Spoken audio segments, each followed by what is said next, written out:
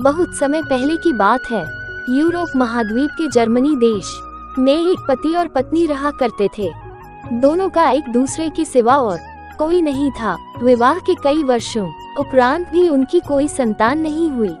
समय इसी प्रकार से गुजर रहा था कि अचानक एक दिन स्त्री को अपनी कोख में संतान की अनुभूति हुई और गर्भावस्था के दौरान उसको कुछ इस प्रकार महसूस हुआ कि उसको रेपंजेल नामक शाक खानी चाहिए। आसपास वह शाक कहीं भी उपलब्ध नहीं थी। पति पत्नी एक जादूगरनी के बगीचे के समीप ही रहते थे।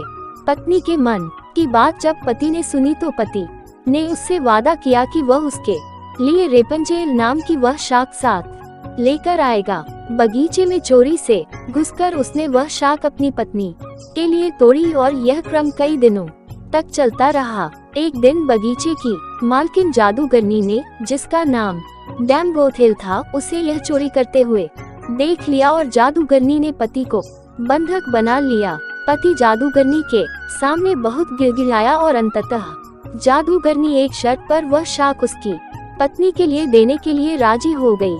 शर्त यह थी कि संतान के जन्म के बाद वह उसे जादूगरनी को सौंप देगा।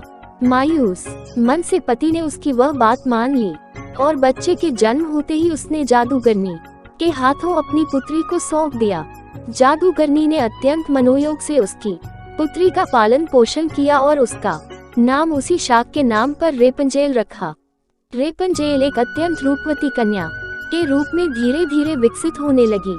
उसके सुनहरे बाल और अद्वितीय रूप की चर्चा आसपास की जगह पर धीमे धीमे से फैलने लगी। कन्या के 12 वर्ष के होते ही जादूगरनी डैम बोथेल ने उसको एक ऐसी मीनार में कैद कर दिया जिसमें न तो कोई दरवाजा था और न चढ़ने के लिए ही कोई सीढ़ी। इसमें एक ऊंचे स्थान पर एक कमरा था जिसमें कि केवल एक खिड़की थी। जादूगरनी अपनी जादुई शक्तियों के माध्यम से छोटी बच्ची तक पहुंचती और हर दिन उससे मिलने के लिए दिन के समय जरूर जाती। इसी प्रकार से दिन बीतने लगे। वह बच्ची बड़ी होकर एक अत्यंत रूपवती स्त्री के रूप में विकसित हुई।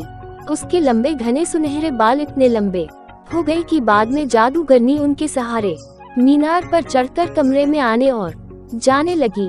ऐसा करते वक्त वह रेपंजेल को पुकारते हुए कहती, आगे की कहानी के लिए हमारे YouTube चैनल को सब्सक्राइब करें।